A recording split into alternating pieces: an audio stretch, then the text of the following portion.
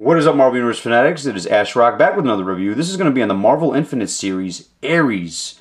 Let's look at the packaging really quick. So here he is in the packaging. As you can see, it says Marvel Ares. It's the standard Marvel Infinite series packaging. I don't see this changing anytime soon. Back, you have an image of Ares there with both of his weapons. A little bio on him. Pause and read if you'd like. And then the other characters in the wave. You have Deathlock, Ant-Man, Cyclops in his astonishing X-Men outfit, Valkyrie, and Omega Red. Omega Red being re-released, which is really cool to see for those people that didn't get their hands on the last wave of Marvel Universe figures and Omega Red. So this is your chance to get them now. Let's move on. And there you have it. As you can see, the assortment in this particular wave, the characters selected, is probably one of the best I've seen in a very long time. Every single one of them is almost a gem. I will be reviewing them all, so stay tuned to that. But this figure right here is badass, and this one might be the gem in the entire wave. I know the Ant-Man is probably the most sought after figure from Universe to Legends collectors, but this one here, in my opinion, whew, this is badass, man. So let's look at the paint applications first and foremost. He is decked out with some awesome paint, and his weapons are extremely nice as well. They are, the weapons really quick, are the same weapons that do come with World War Hulk, basically. Different paint schemes, but nonetheless very well detailed, as you can see throughout the sword. You got the, you know, it's kind of been worn down, and that's what I like to see too. And on the handle as well, you can see the handle's kind of been used and abused. That's always cool to see, especially with characters with weapons, with blades and things like that. That's what I expect from my characters with weapons, because if they're clean, then they obviously ain't doing shit in the comic book world. They're just kind of lounging around with clean weapons. But he's definitely grimy throughout. The skull on his chest came out beautiful. No paint blotches on mine, thank God. On the back, real simple, nothing over the top.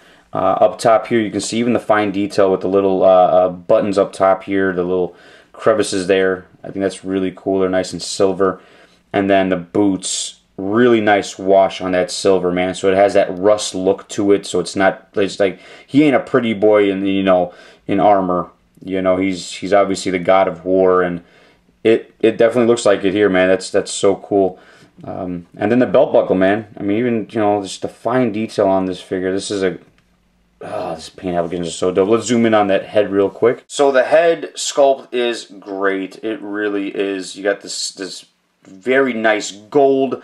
He's got the pure white eyes, which is awesome. He's got this grin on his face.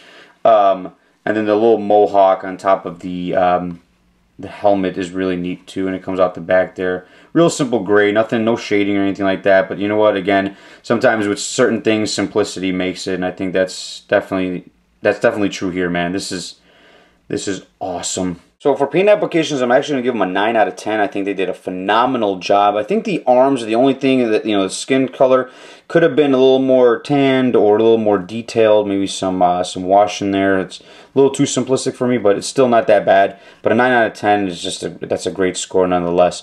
Articulation, they are utilizing obviously a newer mold. They are utilizing the Hercules mold. The original was used on Hercules. It was also used on what's that dude's name? Champion of the Universe, and I believe one more character up to this point. So very well chosen mold for this particular character, I think. Ball joint hinge up here. He's got the upper bicep, single jointed elbows. He's got, it rotates at the wrist. He's also got a hinge at the wrist as well. So that's real nice. He's got no waist articulation, which is kind of weird. He has to rotate at the ab crunch. Limited up and down because of how big he is. Well, actually, it's not that bad. No, yeah, it is.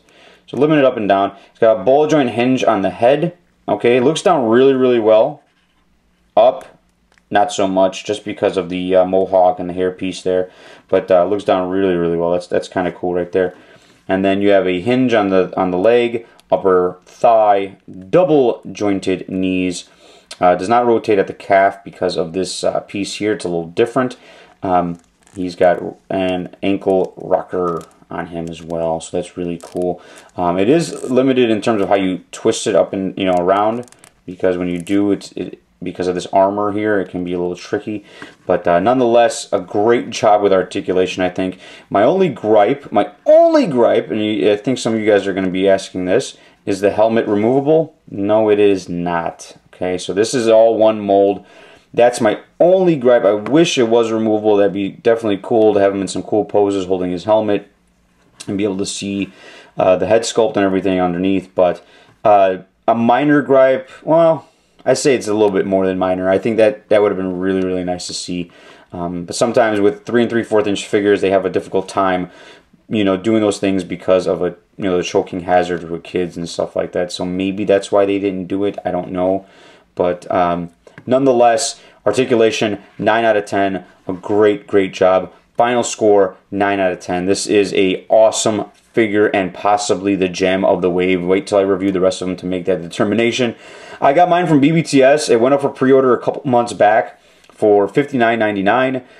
$8 for shipping. For the 6 figures, I paid $68. That's a steal, man. $68 shipped for the entire wave. I thought that was a deal. I should have bought 2 of them and hooked up maybe some of my buddies, but I don't know if that deal's still up, if they still have that. You guys can check it out. If not, obviously wait for the stores. Something that's really cool, though, lately I've noticed is a lot of the Infinite series have been at comic book shops as well. So you guys will probably see them at your local comic book shop soon.